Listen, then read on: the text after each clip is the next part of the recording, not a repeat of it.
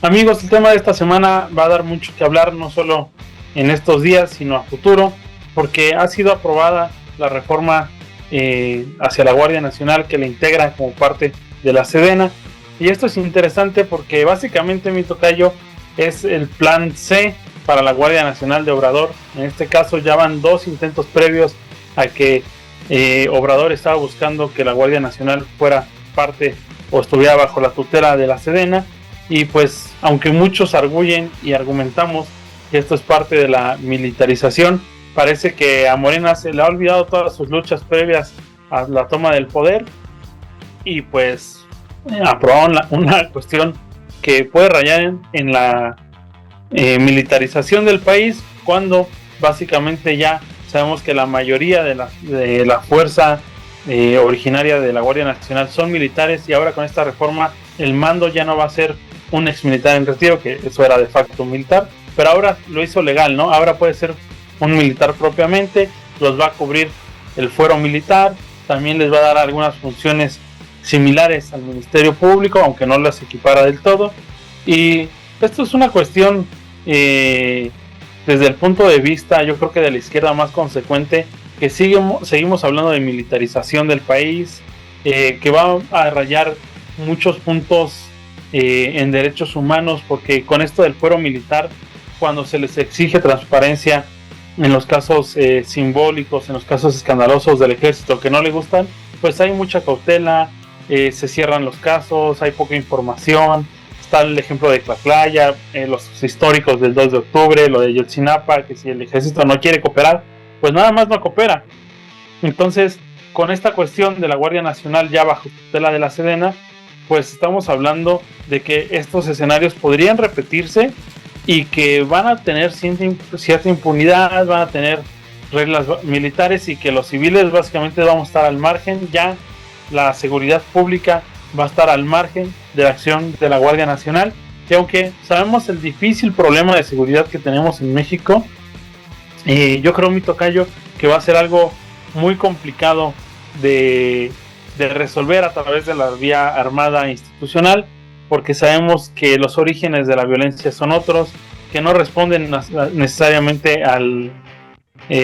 monopolio exclusivo de la violencia del Estado mexicano, ¿no? O sea, el Estado mexicano se puede hacer presente, sabemos que tiene la fuerza de apaciguar cualquier rebelión, cualquier pleito armado que existe en el país. Sin embargo, pues no lo hace, y no lo hace siempre porque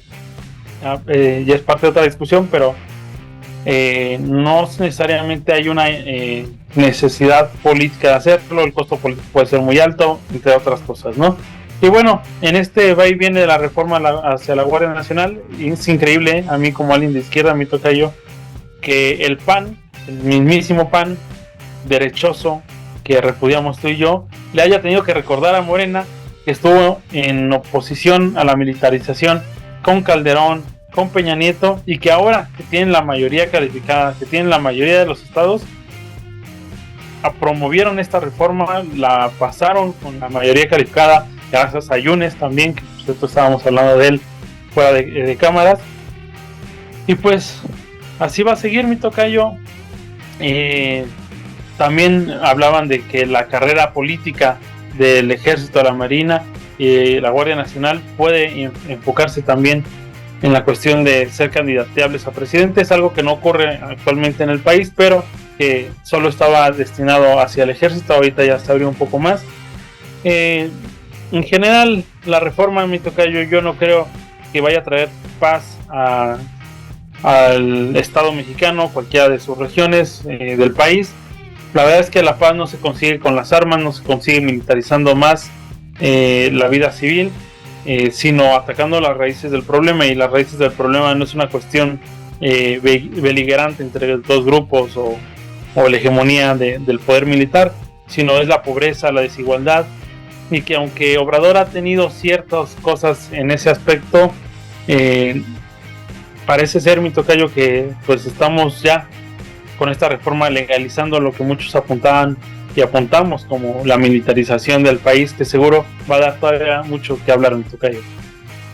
Y ahora que la Guardia Nacional, formalmente en términos de la Constitución Política de los Estados Unidos Mexicanos, va a estar adscrita a lo que es la Secretaría de la Defensa Nacional, al Ejército, nos ponemos a pensar cuál ha sido el papel que ha tenido esta institución armada en cuestiones de seguridad, que ya lleva muchos sexenios participando de manera activa en estas situaciones. Sabemos que en la época de Zedillo ya participan abiertamente en la erradicación y cultivo en contra de lo que era la producción de drogas, de la destrucción de laboratorios. Ya con Vicente Fox en la última etapa de su gobierno participaron abiertamente en operativos y detenciones y vigilancias en algunos estados de la República, y con Felipe Calderón se desató de manera intensa lo que era su participación en actividades de seguridad pública con Enrique Peña Nieto, y la continuidad que le dio ahora a lo que es el saliente gobierno del presidente López Obrador. Pero ha habido una evolución durante estos años, y bueno, hay que reconocer que en lo que es la administración de López Obrador, el índice de letalidad del ejército combatiendo al crimen organizado ha bajado mucho, comparándolo con las características que se tenía en la administración de Felipe Calderón y de Enrique Peña Nieto, en donde veíamos que el número de muertos en enfrentamientos entre lo que eran las tropas y civiles armados, que ahora sí les dicen al crimen organizado, pues era muy alto. O sea, era prácticamente un herido por cada 14 o 15 muertos de estos grupos del crimen organizado. La situación con la Guardia Nacional es que no tienen números que podrían respaldar la efectividad que se tiene por parte de esta fuerza militar, ahora como Guardia Nacional, en la efectividad, porque estamos hablando que en el país se cometen cada año 22 millones de delitos, y la Guardia Nacional está dando las cifras de que diariamente hacen 7 detenciones para presentar a detenidos ante la autoridad del Ministerio Público. Entonces, si estamos hablando que se hacen 7 detenciones por parte de 230,000 efectivos de la Guardia Nacional, estamos hablando de que en términos nacionales apenas llegan a cubrir un poco menos del 2% de los delitos que les acabo de mencionar. Digo, estoy consciente que depende del delito, lo va a ser el nivel de participación de las fuerzas de seguridad, pero no es posible que de tanta violencia que hay que en este país, solamente este cuerpo armado se dedica a hacer 7 detenciones diarias. Es un número ridículo, y creo que este número es muy importante para que demos la dimensión de que no se tiene todavía en términos operativos esa factibilidad de que esta Guardia Nacional tenga la labor de investigación, tenga la labor de detención, y sobre todo tenga la cuestión de prevención. Se supone que ahora, con la reforma que se acaba de aprobar en la Cámara de Diputados y Senadores, y que ahora va a ser aprobada en los congresos estatales, pues se debe de dar esa capacidad de lo que en su momento no tuvo nunca la Policía Federal, no tuvo la Gendarmería de Enrique Peña Nieto, no tuvo la AFI, y que evidentemente estamos hablando de que en las épocas más rancias del PRI no tenían las policías judiciales, y vamos a tener que pedir exigencias, porque la realidad es de que el empoderamiento político del ejército es importante, y sobre todo el nivel de capacidad que van a tener de tener cuestiones administrativas en sus manos, manejos de presupuesto, el monopolio que van a tener de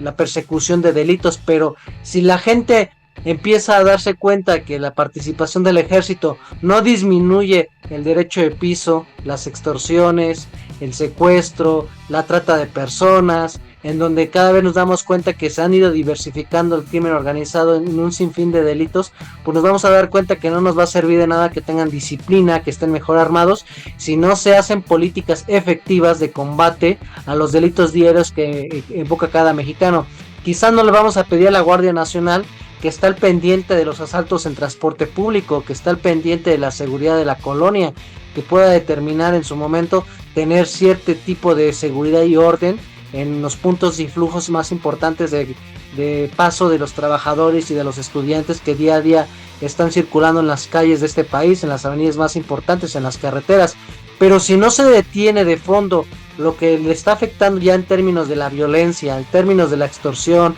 en términos de que ya no pueden salir a la calle con seguridad por miedo a estar en medio de balaceras, pues no vamos a poder hablar de que se tenga efectividad por parte de la participación de las fuerzas militares en términos de seguridad, y solamente vamos a ver cómo van a ir copando más posiciones de poder político en las funciones del Estado, y que más adelante pueda hacer apertura para que puedan llegar abiertamente a pedir posiciones de poder ejecutivo, por el nivel de participación que tienen en obra pública, en seguridad, en administración portuaria, aeroportuaria, en la parte de el manejo de miles de millones de pesos de presupuesto anualmente. Entonces, pues eso es lo que creo que debemos de saber, de que si tenemos fuerzas armadas que rebasan más allá de 200,000 elementos por parte del ejército, la marina y la Guardia Nacional, pues ahora queremos ver que sea efectivo la detención de hombres armados y que no nada más sean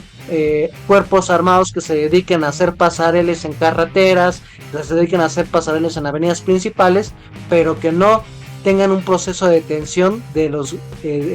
actores que se dedican a aterrorizar a la sociedad mexicana, tocayo. Así es, mi tocayo. Finalmente habrá que ver, ya la 4T modificó la cuestión de los jueces, ya modificó la cuestión de quien ejecuta la justicia. Habrá que ver realmente a futuro qué tan efectivo es y sobre todo qué tanta repercusión tiene efectivamente en los crímenes para todos los ciudadanos y sobre todo con la impunidad, que eso es uno de los principales males para la justicia mexicana, para ver si eso cambia. Yo lo dudo mucho, pero tendremos que esperar, mi tocayo. Muchas gracias a ti, todos los que nos ven, y compartan este video con los que creen que les pueda gustar. Muchas gracias.